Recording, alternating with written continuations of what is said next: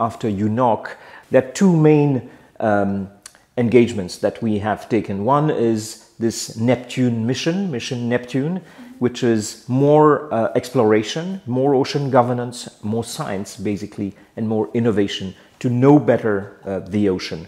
So that brings a new platform of players, which I'll discuss here in China, in Shenzhen, and it also involves the blue economy.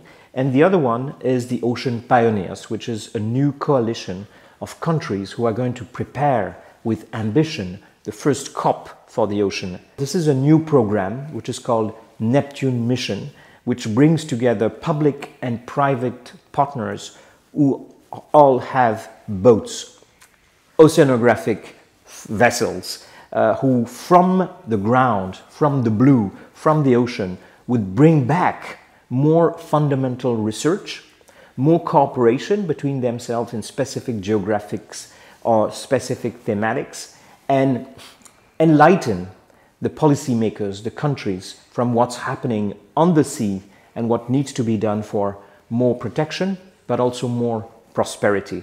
And it's this idea of abundance, which is the new understanding of the ocean. The ocean can bring more abundance through more conservation, that we want to work on specific objectives. And we want to learn from China and this new initiative, which is going to be launched here in Shenzhen. We brought together a community of scientists from Woods Hole next to Boston, from Scripps and on the West Coast, from France with the Ifremer, who has decided to put at disposal 17 vessels for science to develop collaborations and cooperation, including with the philanthropic and the private scientific vessels like Ocean X, or from Saudi Arabia, there is this new initiative called Ocean Quest, which is working very hard.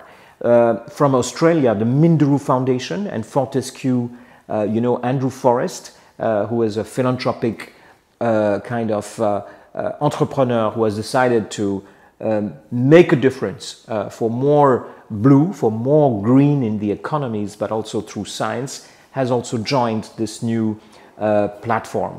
That was 2 months ago. And last month I was in Abu Dhabi during the IUCN Congress for Conservation.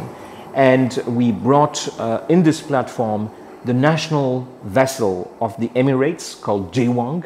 They have accepted to join the platform, and also the National Agency for Environment, and as well this fantastic university of Korfakan, which is based in Sharjah, which is joining as well this initiative.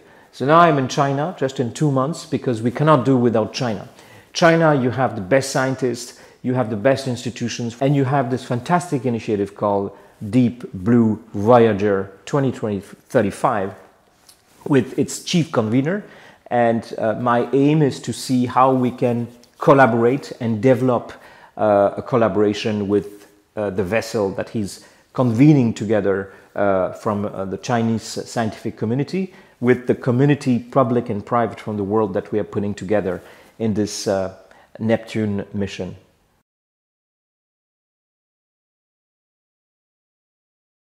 The magical triangle is ocean governance, ocean science, and blue economy and finance. That's the triangle.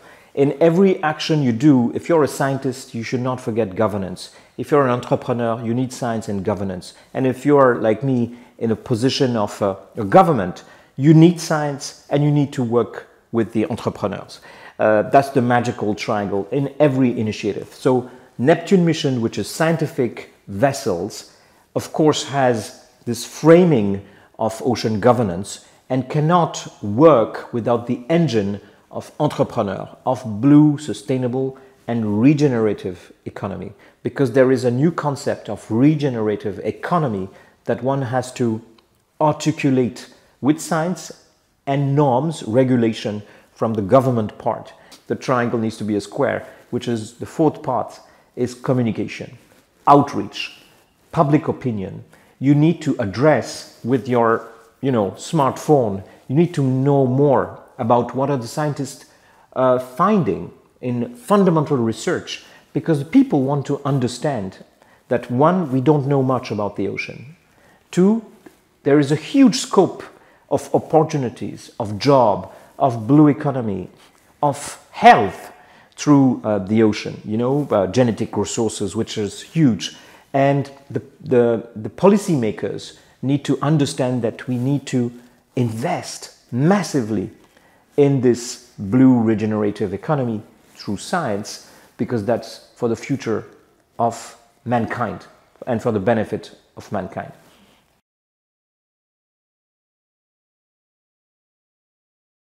You need to first have the countries to understand.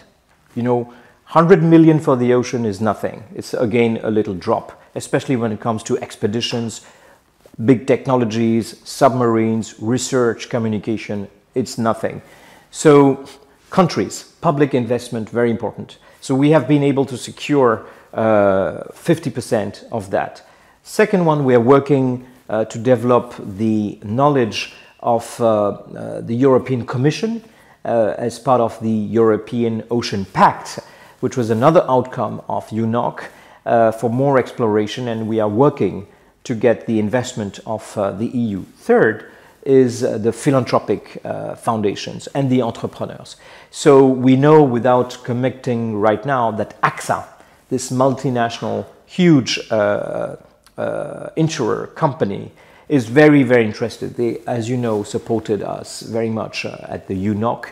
So we are discussing with companies like AXA and like the other maritime transport champions to join us in supporting this endeavor.